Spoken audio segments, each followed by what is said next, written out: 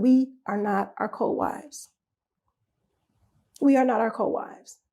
And we have to stop looking at what she has or what she's doing, because we only see a piece and we only see our interpretation of it. But if we're minding our marriage and understanding what we really want in our marriage, then we realize that things are going to be a lot different for us than it is for anybody else. Warning, viewer discretion is advised. The content, views, and educational material you are about to experience could challenge your belief, trigger strong emotions, and frankly, piss you off. This isn't for everyone. If you're not ready to confront new ideas, or if your feelings bruise easily, this might be the time to click away. Expect to be challenged, to think, and you might even want to scream at the screen. Proceed with caution, and remember, you chose to be here.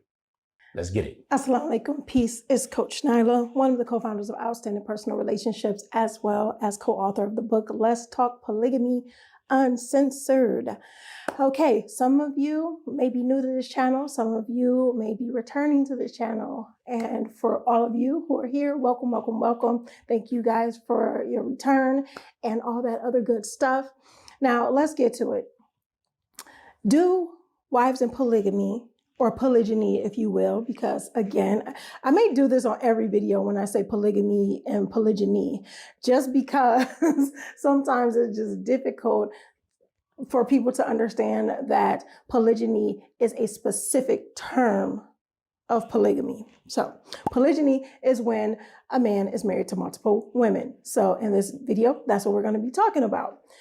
Is it a thing where women in polygyny, or wives in polygyny, if you will, want what their co-wives have? That's the question I'm going to put out there to you. Because if we think about it, we'll say, of course they want what their co-wife has, because they're sharing a man, they're sharing a husband. They want the same man, they want the same husband. So obviously, the answer is yes. Not really, not so obvious. Because if that's the case, that means that we are not multifaceted people. That means that we don't have different likes, that we are not saying that we are phony around other people, but you're putting out there, if you say yes, you're putting out there that we are the same with every single person we are around. I mean, the same exact, from when we get up in the morning to when we lay down at night, or whatever, your schedule, whatever your schedule looks like. And we know we're not, because we're multifaceted. There may be some things that we share with others that we don't share with some. There may be some times where we are doing particular things that we like with one person and doing other things that we like with another person. And I'm talking about whether that's friendships, whether that's with children, whether that's with family members, anything like that. So if we as women, we as wives can be multifaceted and maybe, or seem as though that we can be a different person, which we're not. It's just, we have so many things going on with us that we don't have to be the same every time with everybody. Then why do we believe, or why would we believe that our husbands are the same exact way with one wife than he is with the other? And I'm not saying that the husbands are faking the funk or doing something different and being one way with one wife and intentionally being a different way with another wife. I'm saying that there are certain things that he may like that the other wife likes. There's maybe some things that he doesn't like that the other wife doesn't like, and they just share these things together. And it may be different for the other wife. And I'm going to give you an example. One of the things, not that he's different with it, but Coach Nazir, he enjoys condiments on his food. I don't too much. Some of them make me gag. I don't like the smell of some. It's a lot of different things. You could probably count on one hand the condiments that I may use on my food. Now, my co-wife, on the other hand, she enjoys condiments, as probably as much as Coach Nazir does. And there are certain things that they can enjoy as far as meals together that he and I cannot enjoy together. Now, that doesn't mean that he's different, that he's not going to eat the certain things around me. It's just that even if we shared something, it would be something totally different than what he and Coach Fatimah would share. And I know that's a very minor and small example, but I want you to understand that we're different, and our husband can be different as well. There are certain things that they can share. It could be a certain movie. It could be a certain a tune or a certain TV show. It doesn't matter. It doesn't matter. So I go back to that question. Do we want the same thing that our co-wives want? And it doesn't matter if you are an initial wife or an additional wife. Does the initial wife want the things that the additional wife wants? Does the additional wife want the things that the initial wife wants? Now, some may say yes. Again, I'm going to give you another example. One of my clients, we had a conversation, and one of the things was that she was feeling a way about what her co-wife was getting, and it was different than what she had. And when we talked and we went through our sessions and things as far as that, I had to ask her the question, do you want, what is it that you want? It wasn't even that, do you want what she wants? Because at first when I asked her that, she said yes. Or do you want what she has? I'm sorry. And she said yes. And I said, do you really though? So then I asked her a different question. I said, what is it that you actually want? What is it that you want from your husband? What do you want in your marriage? And forget what you've seen or what you've heard about what she has. What do you want? And don't look at what she has and what you've seen and what you've heard. And I know there are going to be people out of this whole video, they're going to pick that little piece and say, well, he shouldn't be telling her. I never told you that he told her what the other wife has. I never told you that. So let's not jump to conclusions. One thing that you're going to know about me if you're new to this channel is that, and you're watching this video, is that I will give you things straight, no chaser, and I want you to hold yourselves accountable. Because that's how we grow and that's how we enjoy our lives. Because if we start to place blame or we start to assume things, you know what they say about assumptions? It makes So my thing is, as long as we hold ourselves accountable and we're being intentional in our own happiness, then we can have a fulfilling marriage. We can have fulfilling lives. We can enjoy ourselves, and everything will be peachy keen. Not all the time, because everything is not sunshine and rainbows and kittens and unicorns. However, we give ourselves the permission. We will give ourselves the permission to grow. We give ourselves the permission to feel upset. We give ourselves the permission to be hurt. Not saying that things don't hurt, but the way we handle things is our choice. So I'm just telling you, I know some people want to take that little piece, that little sound bite, and go in about he shouldn't have did this and he shouldn't have did that. I want you guys to learn the lesson. You're already on our channel and you see how we are empowering people when it comes to polygamy education. You may be wondering, what's the next step? Especially knowing that we are the authors of the book, Let's Talk Polygamy Uncensored. If you want to get off the emotional roller coaster, whether it's jealousy, insecurity, frustration, anger, maybe even guilt in some cases, you're going to want to pick up this book. Definitely wish I would have had this book back a while ago when we first embarked on polygyny. And you will learn a lot of things about minding your marriage and what that actually means. So you're not comparing your marriage to your co-wives or anybody else's for that matter. If you have heard, I'm not against polygamy, I just against when it's not done right, you want to learn how to do it right? This will teach you how to be more than twice the man you need to be to get it done. Let's talk polygamy.com. We look forward to shipping yours off to you. Hear everything out. Let's stop only wanting to see what we want to see and try to find some I gotcha moments. Whether it's in my video, whether it's in Coach Nazir's video, whether it's in Coach Fatimah video, let's learn the lessons. Let's think outside the box, or let's open our brains, open our minds, open our mindscape to find out more about other people and not be so judgmental. So I digress. Let's get back to the story. So I asked her, do she want to, what is it that she wants? Without looking at that, without thinking about it, just thinking about what she wants, what will make her pleased, what will make her fulfilled, what will bring connection between her and her husband. What would that look like? And I told her to write the things down.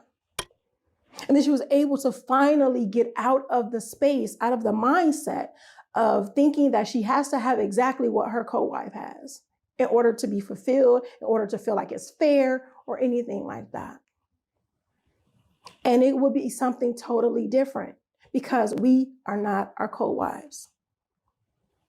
We are not our co-wives. And we have to stop looking at what she has or what she's doing because we only see a piece and we only see our interpretation of it. But if we're minding our marriage and understanding what we really want in our marriage, then we realize that things are going to be a lot different for us than it is for anybody else. Whether it's our co-wife, whether it's our children, whether it's our parents, whether it's our husband, it doesn't matter because we are all individuals. Now, don't get me wrong. There may be things that we may like that's the same. And the feelings of joy and happiness and fulfillment and those different things, yeah, we want that too. And those are the same type of feelings, so to speak, but it doesn't have to come the same way. And it may look different for one than it looks for the other. I hope you guys understand what I'm saying. If you understand what I'm saying, put I understand in the chat right now. Put I understand. And think about it a little bit more. When you have this knee-jerk reaction of feeling a particular way because your co-wife or you heard your co-wife may have had something. I know this may sound difficult for some people to do because for some reason we're in a society that says that we have to compete with one another for the things that we get. Like we're in a scarcity mindset, in a scarcity mentality, or the society we live in has a scarcity mentality. And because the mentality is focused on scarcity, it is hard for us to want to celebrate what the other person has. So I challenge you to get out of that mindset. I challenge you when you feel yourself thinking about what someone else has versus what you have, take a step back and be grateful for the things that you have.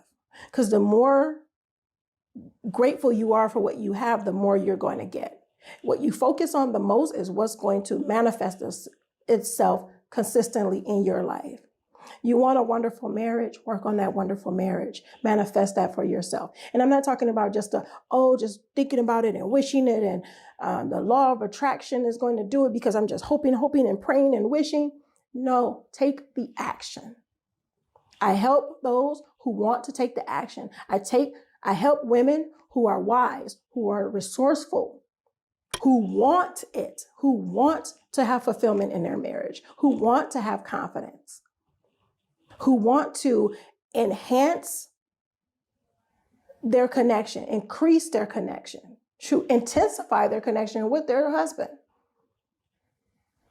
who want to increase their confidence and also want to improve their communication.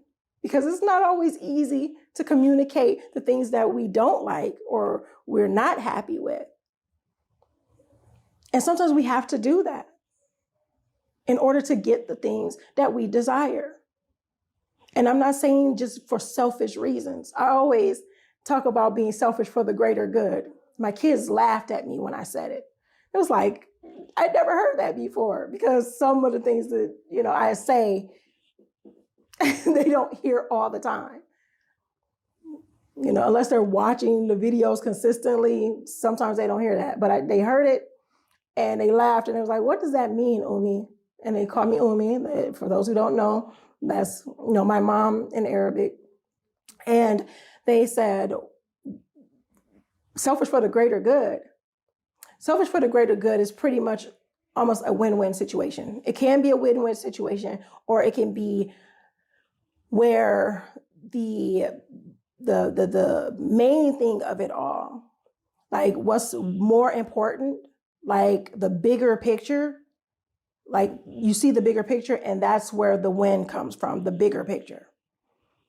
And sometimes it's you doing certain things for yourself so everybody else can benefit as well. So here's one thing: working on yourself more than you work on anything else. Getting in your personal development, hiring a coach. Hello. Yeah, shameless plug, but I swear it definitely helps, because I had to do it myself. The best of the best have coaches. Why? Because they want to be the best. Because they want someone on the outside that can see, that's not so close in the picture, that can tell you what you can do better, and that can guide you and help you grow. So get in your personal development. Getting in your personal development helps you, and it helps those around you. And it allows you to improve your marriage, improve your life, you just have fulfillment all around the board. Again, you hear me say these things and I'm smiling and all this other good stuff. I'm not saying everything is not without challenge. I'm not saying that it's not without work, meaning you have to put in the effort. But if you really want it, if you are a wise woman, if you are a woman who want to hold yourself accountable and take yourself to the next level, then I'm here to help you with it. Whether it's you watching these videos on this channel, whether it's through me, my co-wife, or our husband, or whether you're signing up for one of the programs, group coaching, or one-on-one coaching. It's your choice, and it's your investment in yourself, in your marriage, in your life. And it's your personal thing. It's your personal feeling. It's your personal fulfillment. So you don't have to want what your co-wife has. This is about you. This is about the greater good. And we can have that. We can have the greater good. We can have the good. We can have the fulfillment. But it's our choice. No matter how rocky it may look, we have the choice to work, put in the effort to make it better.